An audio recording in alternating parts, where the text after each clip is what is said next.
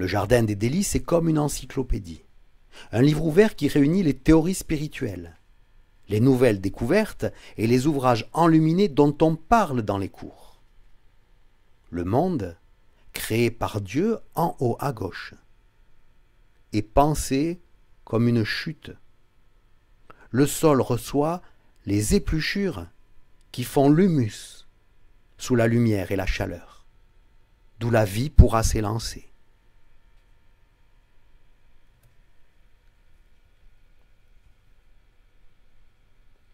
L'arbre du paradis, avec ses mûres et framboises géantes aux allures de raisin, est un dragonnier des Canaries. Dans le jardin d'Éden, des cerises ou fraises géantes. Mais attention, le monde est plein d'ambivalences épineuses. La fontaine de vie a des allures de chardon, de figues de barbarie, d'écorce de litchi. L'existence est une course folle pleine d'appâts, myrtilles ou fraises des bois. L'humanité, une couvée d'oisillons nourris à la becquée, initiée au plaisir sous une tente de corail. Faux semblants sous des masques de prunelles. Danger d'une mûre noire, fruit de mort, qui est peut-être un poison, tandis que l'autre est nourrissante et permet de s'unir pour procréer. Les voies sont multiples. Le banquet de Platon ne proclame-t-il pas les vertus de l'homosexualité? L'arbouse extravagante fait de celui-ci une proie, un cadeau désirable, hérissé de piquant. Il s'accroche à la tige noire d'un baiser viril délicat.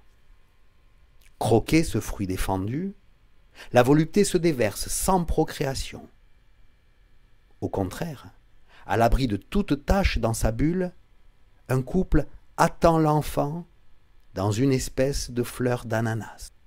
Fruit nourricier, bon ou mauvais, médicament, énergisant, remède rencontré sur les routes d'Asie, d'Afrique ou d'Égypte. Dans un œuf décoré, l'homme affaibli est régénéré par une canne couveuse. Sur la tête de la femme, les cerises font d'elle la cible, et dans la main de l'homme, un catalyseur de force de procréation. Est-ce pour favoriser cet enfantement que deux corps plongent en poirier dans des robes de pétales? Plus haut, dans une alcôve de chardon, sous une fleur d'artichaut, l'homme est soigné par un thérapeute. Il se redresse avec la fleur, le papillon et le printemps. C'est une résurrection. Ce fruit rouge, ce n'est pas encore une tomate. Elle n'arrive en Espagne que 20 ans plus tard, vers 1523. Ne serait-il pas, à l'heure où les Portugais découvrent les côtes africaines, une conviviale, sociale, bénéfique et stimulante noix de cola? Nous avons éclipsé derrière la découverte de l'Amérique les fruits découverts en Afrique. La cola amère rendait l'eau savoureuse et donnait par sa caféine un excitant, résistant à la fatigue et à la faim. Cultivée en Afrique de l'Ouest, les Portugais la commerçaient entre les régions africaines. Partagée, elle est signe d'entente, bienveillance, vecteur de cohésion et d'unité. On l'offre par affection. La moitié du fruit accepté est signe d'amour réciproque en Angola, le symbole par excellence. Voici aussi la maniguette, semblable à des mini-cabosses de cacao, dont les graines poivrées furent consommées au XVe siècle sous le nom de graines de paradis ou poivre de Guinée. C'est le kororima d'Éthiopie. Ces produits du Nouveau Monde arrivaient à la croisée du goût, du merveilleux, du médical. Né au Pérou, la tomate est un fruit. Elle apparaît sur nos registres vers 1550 dans cet herbier de l'italien Aldrovendi. Au même moment, en Allemagne, elle est illustrée par un certain Meyer dans un ouvrage de Léonard Fuchs. C'est la première image de la pomme d'or, Malus aurea pomodoro en italien. Belle et inquiétante puisque solanacée, cousine de la mandragore. Avec elle arrive le piment, un autre fruit, ici en 1543. Son nom vient de pigment, substance colorante. Il appartient au genre Capsicum, de la famille lui aussi des Solanacées, que les Andéréaques d'Espelette, 80 ans plus tard, auront la bonne idée et le mérite de choyer. Après 1500, le désir de pleine possession du monde s'exprime non par l'aigle à deux têtes impérial, mais par les trois grâces de l'Antiquité avec Raphaël. Un riche banquier avait fait construire à Rome la villa Farnèse et lui a demandé de peindre un plafond de dieu grec, la loggia de Psyché. L'envol des commerces, l'accumulation des richesses, la profusion des réseaux sont signifiés par les guirlandes. Hermès, dieu des échanges, proclame l'esprit du monde allié à la puissance du désir. Les fruits et légumes en sont la vitalité organique. Vous voyez l'aubergine au-dessus de sa main et le melon ouvert. Toutes les parties naturalistes furent réalisées par son aide et élève Giovanni da Udine. Les dieux antiques permettaient d'élargir et de célébrer non seulement le monde céleste, mais un monde exploitable en voie d'intercontinentalité. Quand vers 1520, Giovanni Bellini commence le festin des dieux, que Titien termine vers 1530. La divine assemblée aux allures bohèmes est plongée dans la volupté des feuillages, de l'air, de la lumière chaude sur la roche, immaculée dans les vêtements blancs et bleus. L'effusion dionysiaque, l'érotisme animal, trivial, dans les mêmes baladeuses de Neptune ou de Priape, est contrebalancé par le retrait d'Hermès, la droiture des nymphes debout. La tension amoureuse atteint son paroxysme dans un repos contemplatif qui précède à la fois et parachève les abandons à l'amour. C'est le plateau de fruits qui résume cette double jouissance active et contemplative devant la plénitude d'une beauté endormie.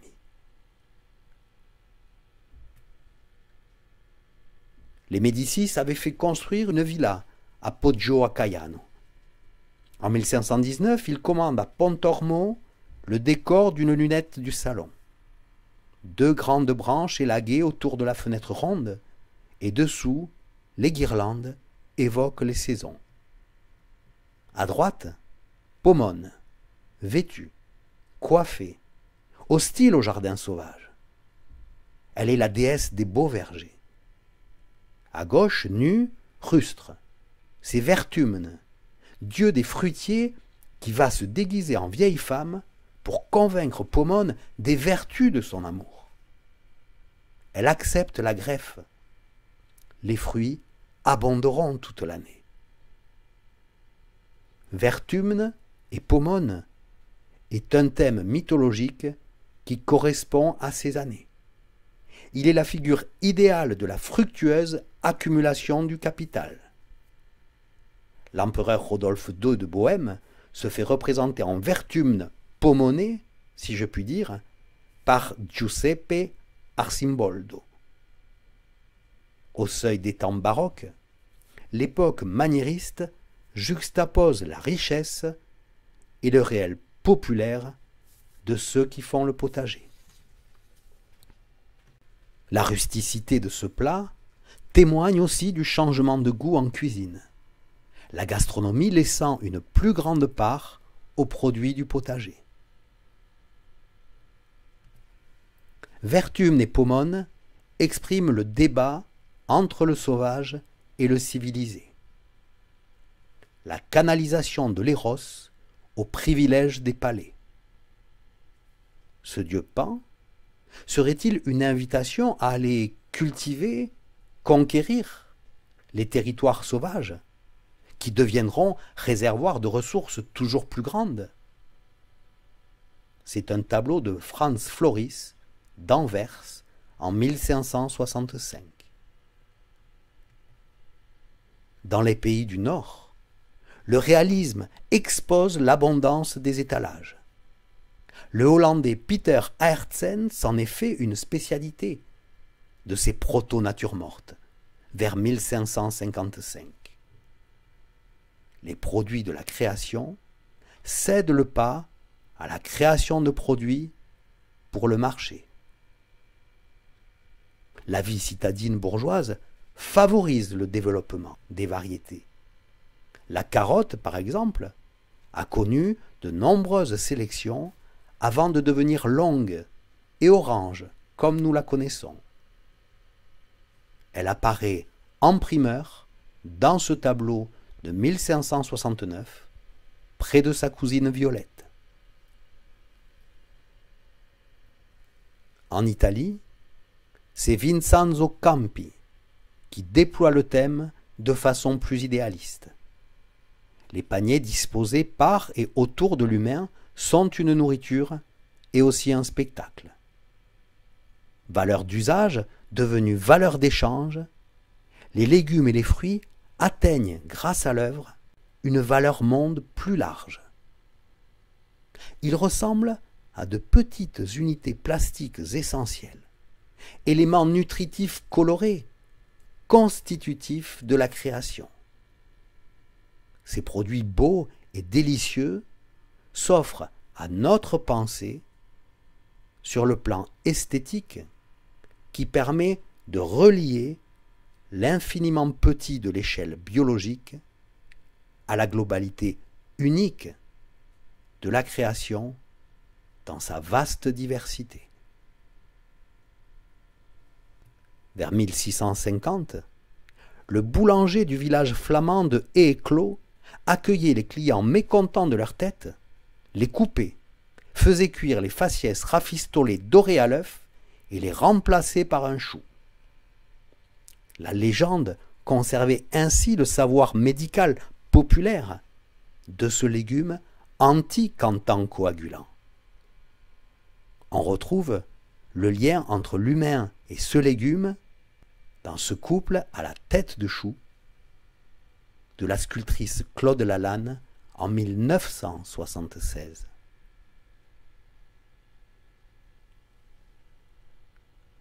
La nature morte apparaît autour de 1600 quand le regard artistique peut retrouver dans les choses banales le sacré d'ordre poétique jusqu'alors ritualisé dans la religion. La corbeille de fruits du Caravage en 1598 est une offrande sans autel, une xénia pour un espace vide, chose de vie dans la plénitude de l'ouvert. Parallèlement, les campagnes du Nord présentent la réalité rustique.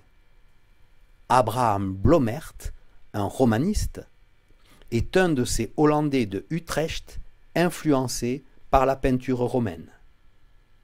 La chaleur de la Méditerranée, tempérée du gris vert des Pays-Bas. Le beau idéal, en contraste du vulgaire, est un des ressorts du baroque. La première œuvre du Caravage en 1593 montre un garçon pelant des fruits, pommes ou pêche de vigne. C'est la réalité concrète du travail et la gravité de la vie des femmes qui fait la beauté de cette œuvre de la peintre Louise Moyon. Les humbles, en 1622, se nourrissaient de pois, sous l'œil de Georges de la Tour. Dès 1584, le coup de pinceau est plus cru, avec Aníbal Carracci. Coca de verduras et légumineuses, fèves, pois chiches et bientôt haricots et pommes de terre. C'est la première image de ce tubercule cultivé au Pérou depuis plus de 8000 ans. Lentement acclimatée vers 1580, on la considère d'abord comme un aliment pour animaux. En 1600, l'agronome Olivier de Serres les appelait des cartoufes, de l'italien taratufi, truffes de terre. Les arts appliqués mezzo-américains ont façonné ce vase représentant Achomama. Et le manioc est une racine tubéreuse cultivée en Amazonie depuis plus de 10 000 ans. Le Hollandais Albert Eekhout en a fait un superbe tableau au Brésil en 1650. Comme la peinture d'histoire et de grand genre était rendue difficile d'accès ou interdite aux femmes, les natures mortes devenaient une de leurs spécialités. Fede Galizia est fidèle à la tradition naturaliste milanaise avec ses superbes ouvrages des années 1607-1610. Elle était parmi les pionnières.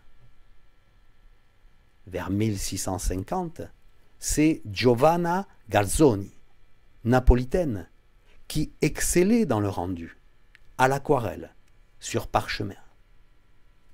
Elle avait la reconnaissance des grands commanditaires de son temps.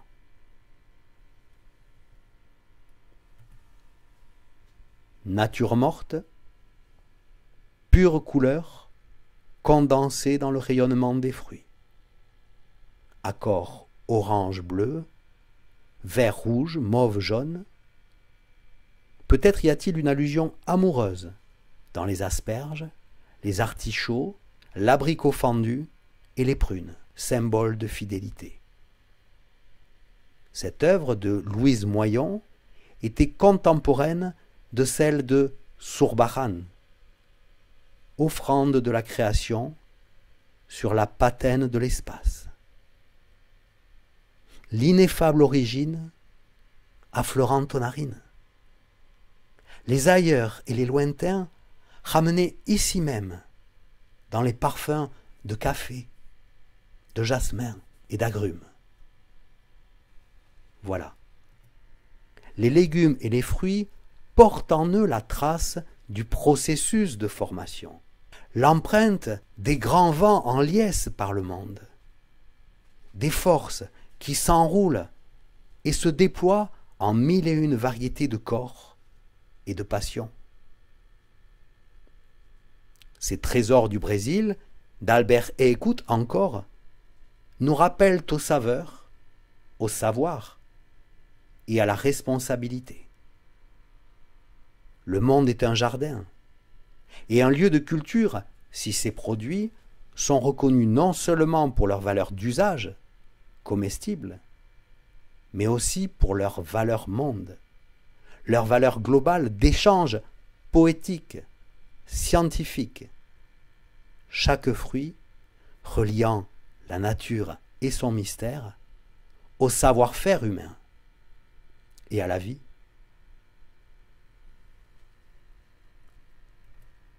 À moins que nous ne préférions rester cachés sous les serres des vitrines industrielles. Je vous remercie de votre attention à la peinture.